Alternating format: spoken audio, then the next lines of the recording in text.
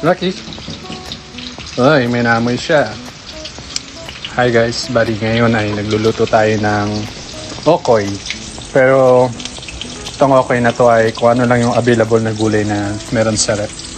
So, meron niyang sibuyas, cabbage, and then carrots.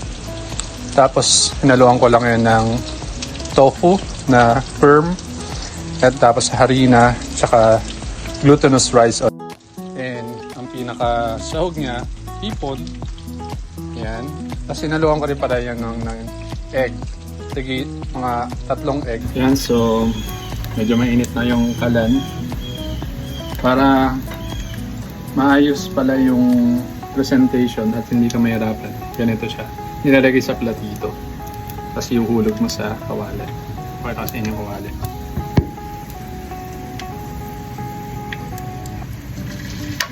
Pero hindi nga perfect to. Pero nobody's perfect. Basta makakain lang. Lutong bahay naman. Hindi naman tayo chef talaga. Pero isa sa mga hobby ko talaga ay magluto.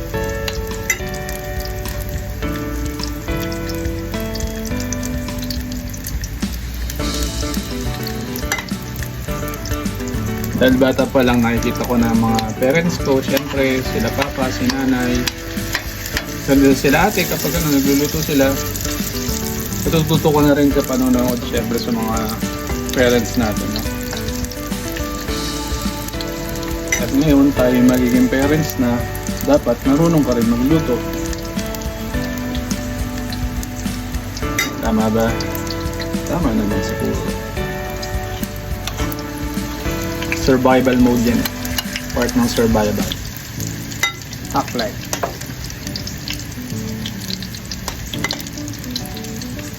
So, una nilalagyan ko ng ating gulay.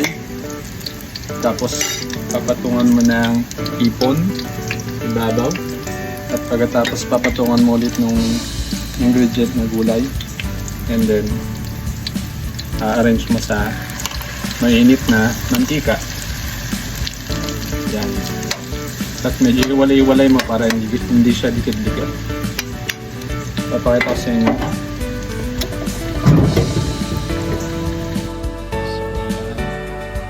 Medyo lalakas ako ngayon. Hininaan ko lang muna kasi naglalagay ako.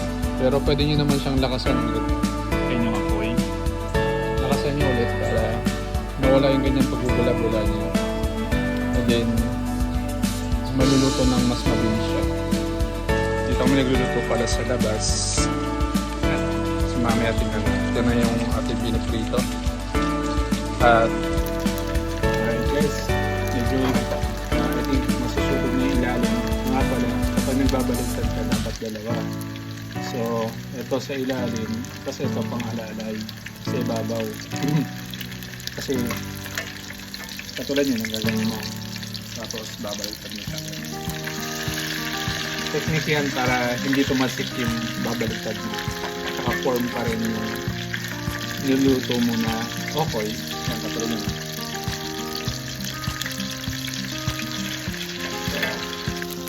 Nakita niyo yung form niya. Para siyang tutong na kanin. Kasi meron siyang glutinous rice o rice flour na aside dun sa pinaka harina dito. Ayan, mauubos na. Si nanay nakaisa na. Tapos ako mag-isa. Tapos may suka. So, kaya tayo na perfect ko. So, masarap siya actually. Tapos, sausaw mo sa suka. Tapos kain na. Sarap. Ito, hindi ko masyadong lagyan ng maraming asin. Kasi, nagbabawas ako sa asin. Kasi yung mga sausawan din naman namin dito maalat, katulad nung itong suka, medyo may kaalatan na siya. So, bawas-bawas din tayo sa asin kasi kailangan natin alagaan yung ating kidney. Asin yung isa sa mga delikado sa kidney. May limit lang ang asin sa body natin dapat.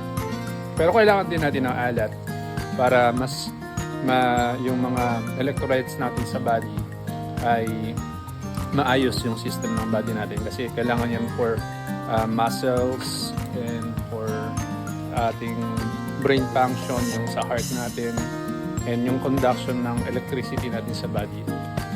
So maya-maya maluluto na yung mga ilang minutes, and then aaon na natin. Anyway, thank you for watching my vlog. Kung ano yung mga ginagawa ko dito sa Amerika.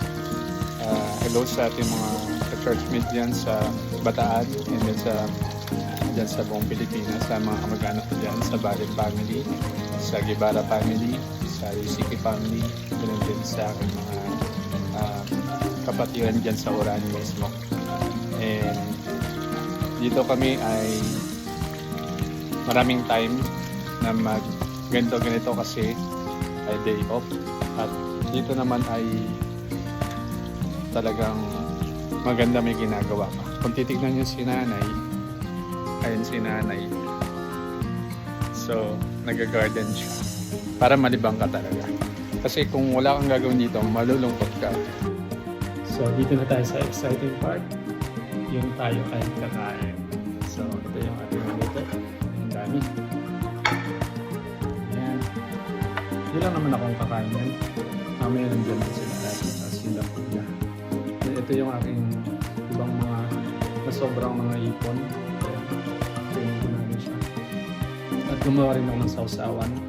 Tinulungan ni nanay maghiwa. Kami sausawan tayo dito. Ito ay pipino na mayroong sibuyas at vinegar. Basta ensalada lang. Ensaladang pipino. Ito yung mga tao. Lord, salamat po sa biyaya. Salamat sa kalakasan, katalinuhan, karunungan na hilam mo sa amin para magawa ng mga bagay nito. Blessing mo. Salamat, Lord, sa pag-iingat sa aming palagi.